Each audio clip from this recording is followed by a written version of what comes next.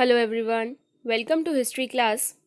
Today we are going to continue lesson 10 of History, India's struggle for freedom.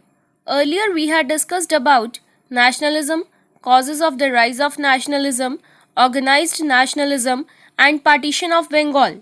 And today the topic of the day is Muslim League and the revolutionaries. The main objectives of today's topic are you will come to know about the Muslim League, Indian Council Act of 1909, that is Parliamentary reforms, the First World War, Home Rule movement, Lucknow session of the Congress, and the revolutionaries' first phase. But before discussing these topics, let us recall definitions and cross questions related to the previous topics. Definitions: Swadeshi, boycott, moderates, radicals, and the moderate phase. Now answer these cross questions. Who partitioned Bengal and when? By which name is Swadeshi movement known in Andhra? Which movement was launched against the partition of Bengal? Which ideas were encouraged by the Swadeshi movement? And what was the Surat Split Act? Now let us discuss new words related to today's topic. League, a group of people, countries, etc. that join for a particular purpose. Reforms, the changes brought for the betterment of someone or something. Viceroy, a person sent by king or queen to govern a colony. Swaraj means complete independence. Council, a group of people who are elected to govern an area such as a town or country. Pact, formal agreement between two or more people, groups or countries. Revolutionary, person who starts or supports a revolution. Electorate, the people who are eligible to vote in a region, country, etc. Now the topic is the Muslim League. But before reading it from the book, we must know that how the Muslim League was established in India. The Hindus and Muslims had lived together in India for centuries. They had developed some common ways of life.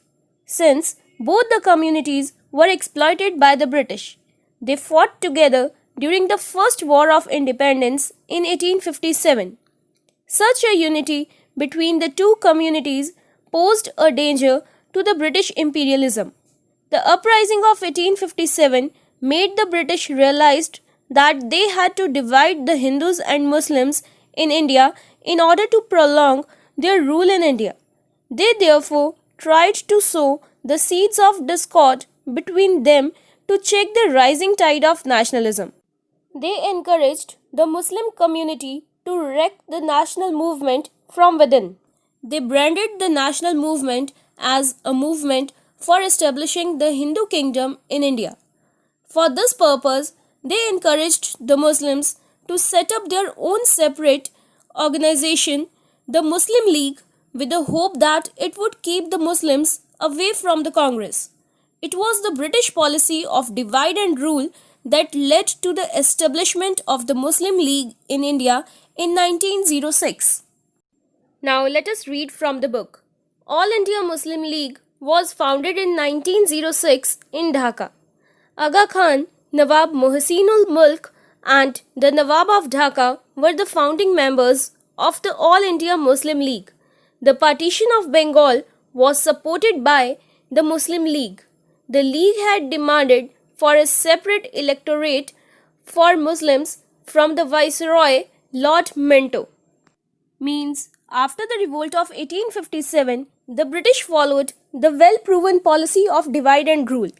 Under this policy, they encouraged the upper-class Muslims to form a separate organization.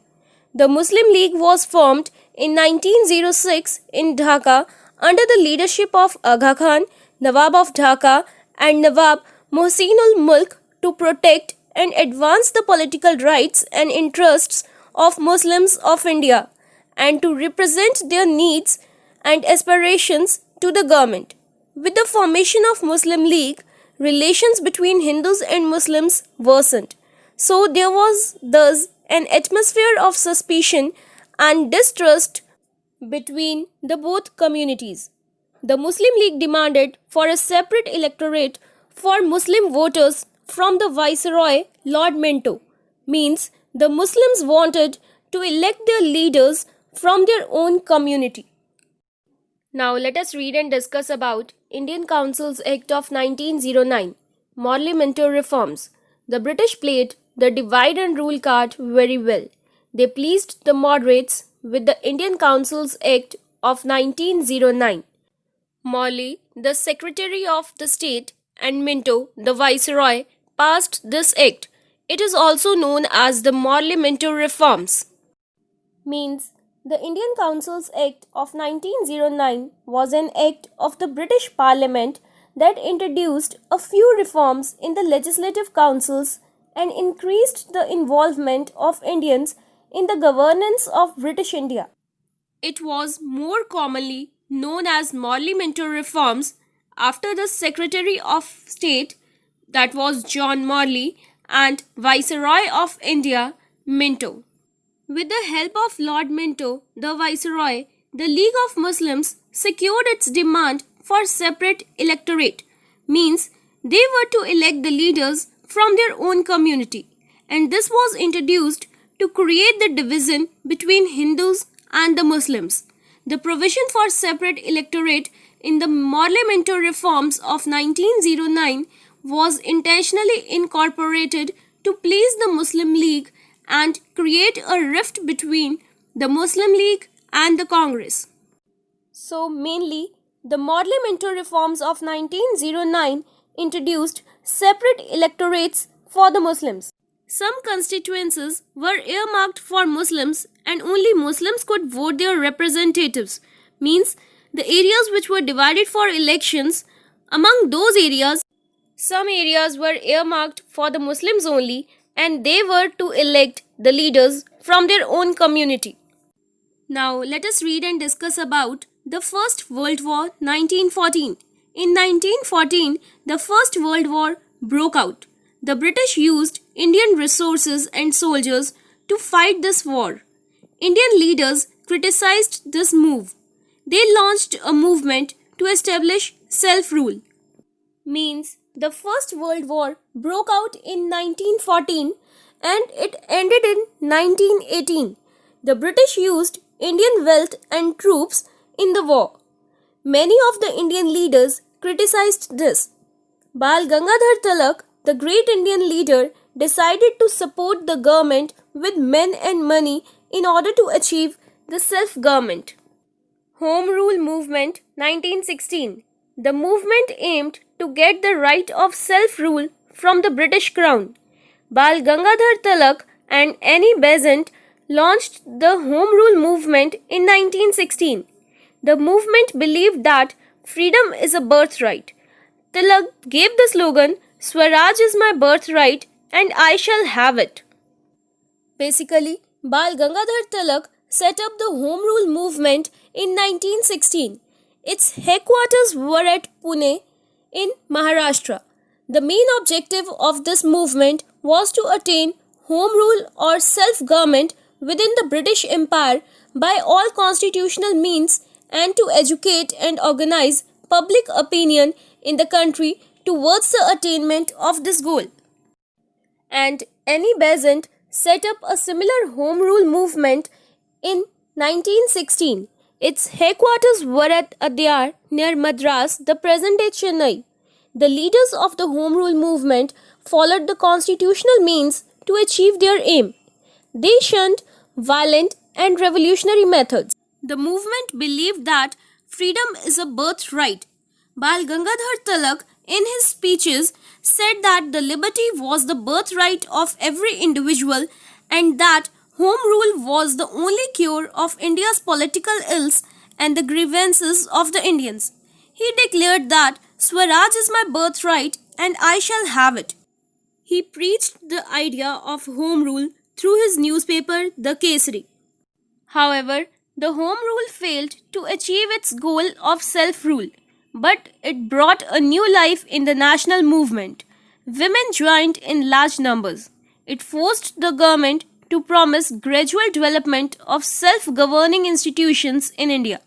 This promise led to the end of the Home Rule movement.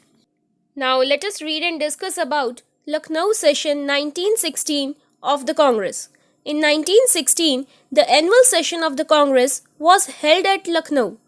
The radicals were invited to join the Congress again. Thus, the divided Congress became united once again. In this session, the Muslim League and the Congress joined hands to fight for self-rule. This is called the Lucknow Pact. This marked an important step towards Hindu-Muslim unity.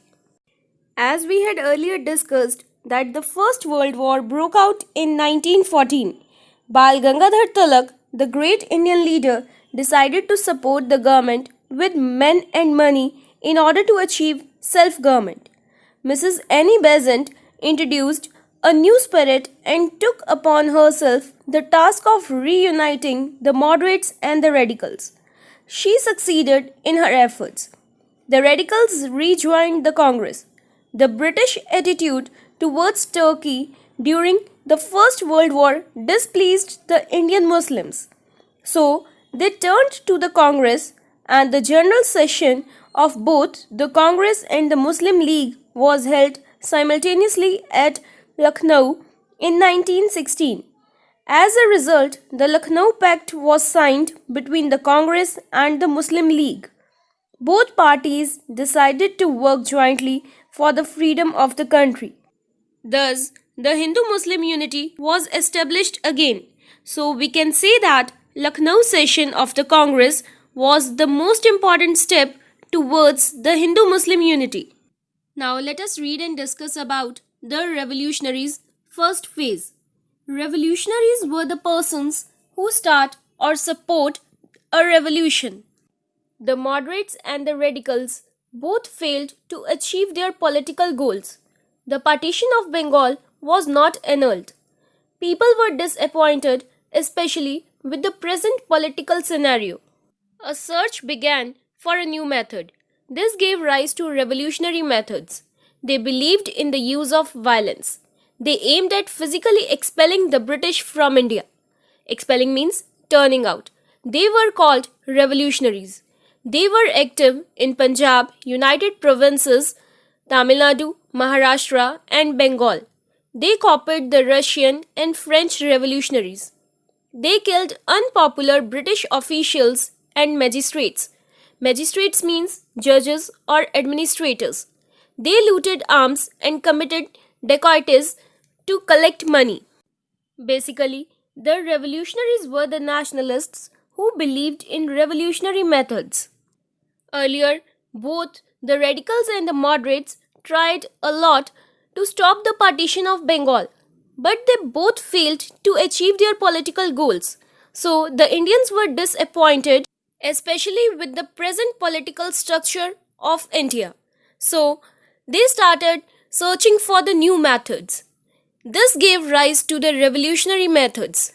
So, by using the revolutionary methods, the revolutionaries started expelling the British from India. The Indian revolutionaries started copying the Russian and the French revolutionaries. They were mainly active in the states of Punjab, United Provinces, Tamil Nadu, Maharashtra and Bengal. These revolutionaries started killing the unpopular British officials and the judges.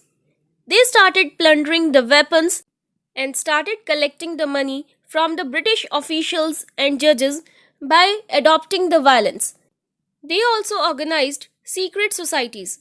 Anushilan Samiti in Bengal and Abhinav Bharat Society in Maharashtra were two prominent societies of that time. Anushilan Samiti was an Indian organization in the first quarter of 20th century that supported revolutionary violence as the means for ending British rule in India.